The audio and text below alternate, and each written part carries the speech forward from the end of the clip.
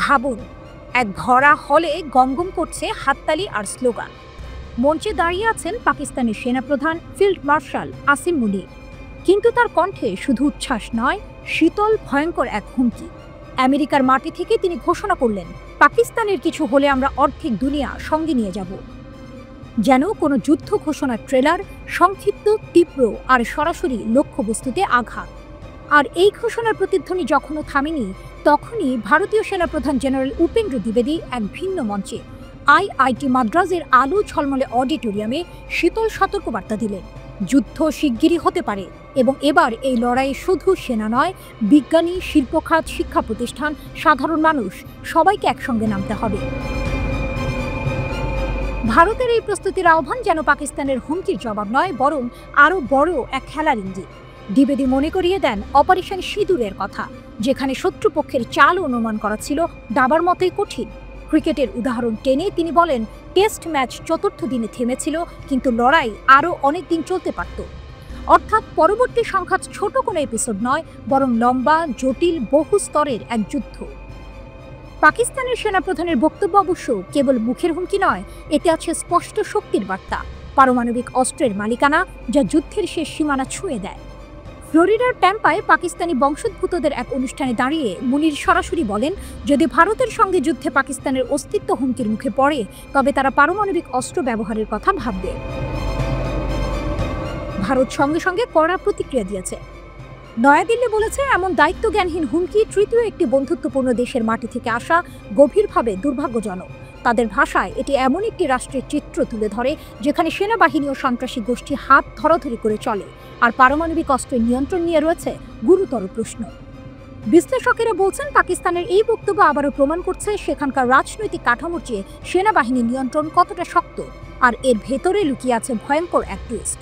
রাষ্ট্রীয় কাঠামোর বাইরে থাকা গোষ্ঠীগুলোর হাতেও যে কখনো এই অস্ত্র পৌঁছে যেতে পারে, তার বাস্তব আশঙ্কা রয়েছে। তবুও পাকিস্তানের পক্ষের বার্তা পরিষ্কার, তাদের পিঠ দেয়ালে ঠেকে গেলে তারা পিছু হটবে না, বরং এমন আঘাত হানবে যাতে শত্রু একা হারবে না, অর্ধেক দুনিয়াকে সঙ্গে টেনে নিয়ে যাবে। আর ভারতের পক্ষ থেকে বার্তা সমান স্পষ্ট, যে কোনো মূল্যে জাতীয় নিরাপত্তা রক্ষা করা হবে এবং আসন্ন সংঘাতের জন্য সেনা থেকে শুরু করে সাধারণ নাগরিক সবাই প্রস্তুত থাকতে হবে। দুই দেশের এই হুঙ্কার যেন দুই বিপরীত দিক থেকে আসা ঝড়, যা একদিন মাঝ আকাশে ধাক্কা খেতে পারে। প্রশ্ন শুধু, সেই সংঘাতের মঞ্চ কোথায় আর কবে উঠবে এর পর্দা?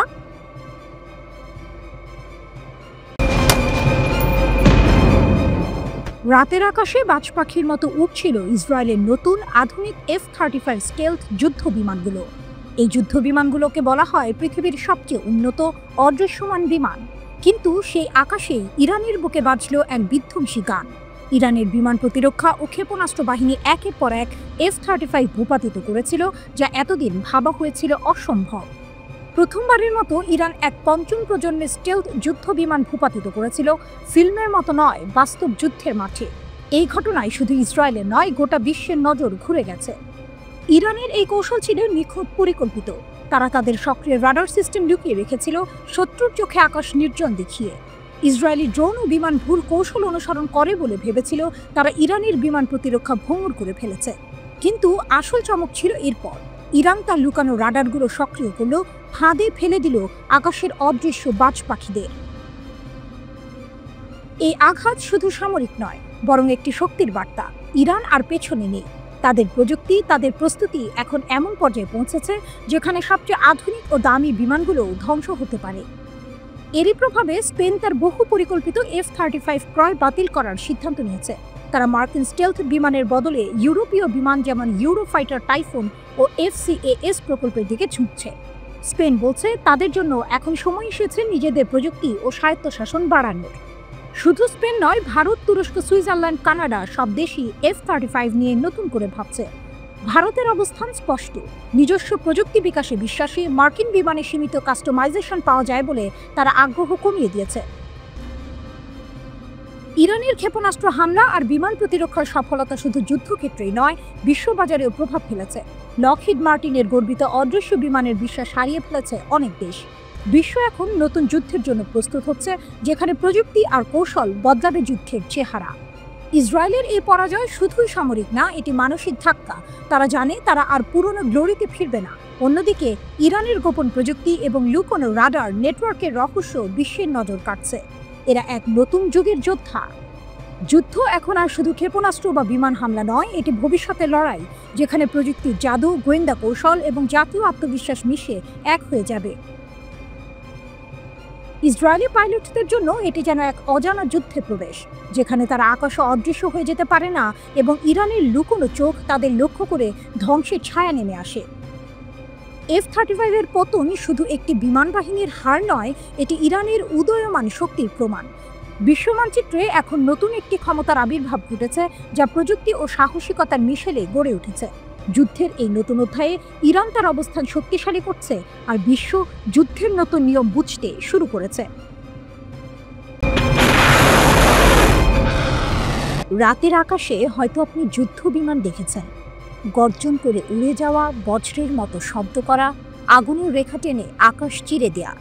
কিন্তু এই ভয়ঙ্কর অস্ত্রগুলো হৃৎপিণ্ড কোথায় তৈরি হয়? উত্তরটা চমকে দেবে বেইজিংয়ে।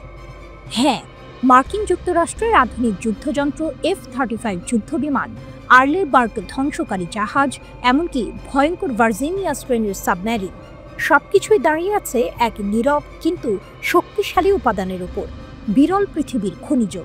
আর এই খনিজের প্রক্রিয়াকরণের 85% নিয়ন্ত্রণ করছে চীন। প্রতিটি F-35 লুকিয়ে আছে 920 পাউন্ডেরও বেশি বিরল খনিজ। প্রতিটি যুদ্ধ জাহাজে প্রয়োজন 5700 পাউন্ড, আর প্রতিটি সাবমেরিন 10,000 পাউন্ডেরও বেশি। এটা শুধু ধাতু নয়, এটাই হলো মার্কিন সামরিক শক্তির স্নায়ুতন্ত্র। ওয়াশিংটনের বিশেষজ্ঞ ওয়েসলিন বাস্করুন স্পষ্ট বলেছেন, এগুলি সর্বত্র যুদ্ধবিমান, যুদ্ধজাহাজ, ক্ষেপণাস্ত্র, লেজার, ট্যাঙ্ক, স্যাটেলাইট, ড্রোন সবকিছুতেই। কিন্তু সমস্যা হলো এই খনিজের সরবরাহ শৃঙ্খল প্রায় সম্পূর্ণই চীনের হাতে।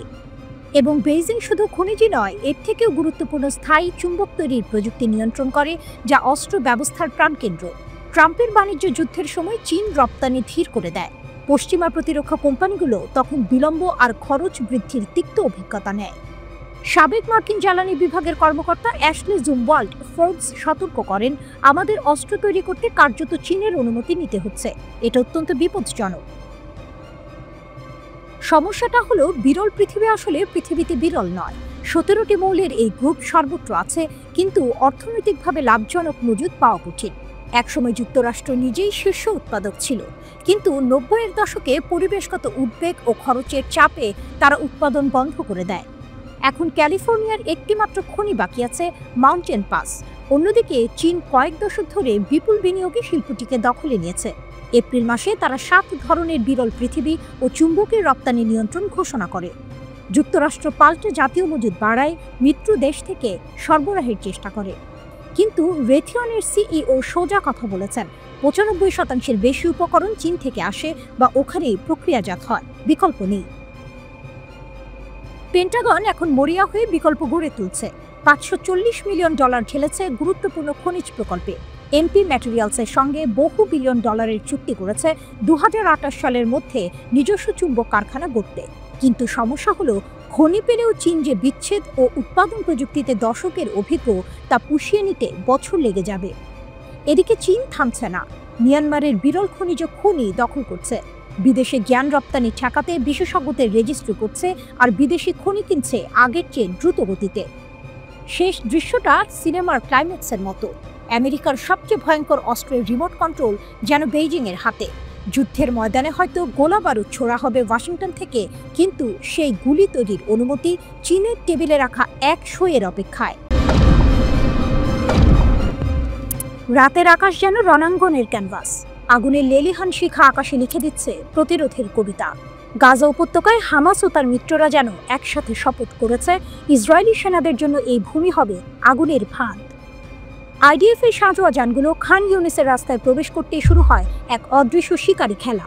আল কাসাম ব্রিগেডের গেরিলা যোদ্ধারা নীরবে ঘিরে ফেলে লক্ষ্যবস্তু। মুহূর্তের মধ্যে গর্জে ওঠে মশাল, শেল, ধোঁয়া আর আগুনে মিলিয়ে যায় ধাতব দানবগুলো। প্রতিটি বিস্ফোরণ যেন আকাশে লেখা এক বার্তা, গাজা আত্মসমর্পণ করবে না। এদিকে শুধু হামাসই নয়, ফিলিস্তিনি ইসলামিক জিহাদের সশস্ত্র শাখা আল কুদস ব্রিগেডও প্রবল আঘাত হানে।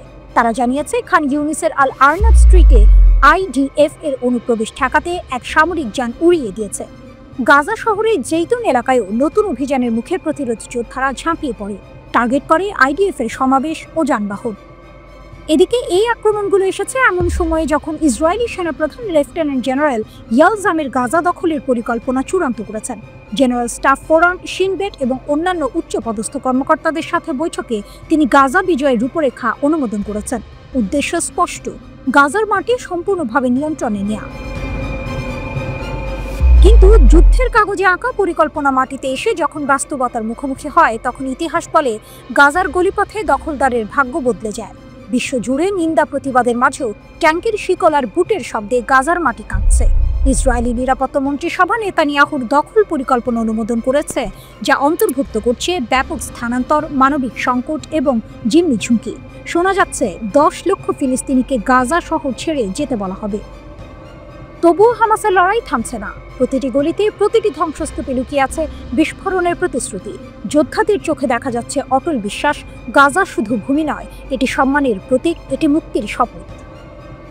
নেতানিয়াহু বলছেন তিনি নতুন দখলদারিত্ব আক্রমণ চালাবেন, কিন্তু গাজার রাস্তায় প্রতিদিনের যুদ্ধ দেখাচ্ছে ভিন্ন দৃশ্যপট, যেখানে দখলদারের প্রতিটি অগ্রগতি মাপা হচ্ছে ক্ষয়ক্ষতির অঙ্কে, আর প্রতিরোধের প্রতিটি আঘাত ইতিহাসে খোদাই হয়ে যাচ্ছে। দখলদার যতই শক্তিশালী হোক, গাজার মাটিতে যুদ্ধের নিয়ম অন্য। এখানে জয়ের সংজ্ঞা বদলে যায়, এখানে বেঁচে থাকার নামই বিজয়।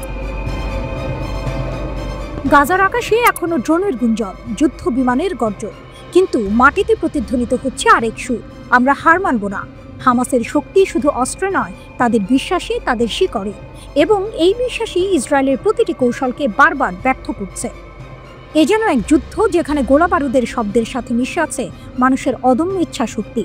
গাজা এখন শুধু একটি যুদ্ধক্ষেত্র নয়, এটি দখলদারের দুঃস্বপ্নের নাম।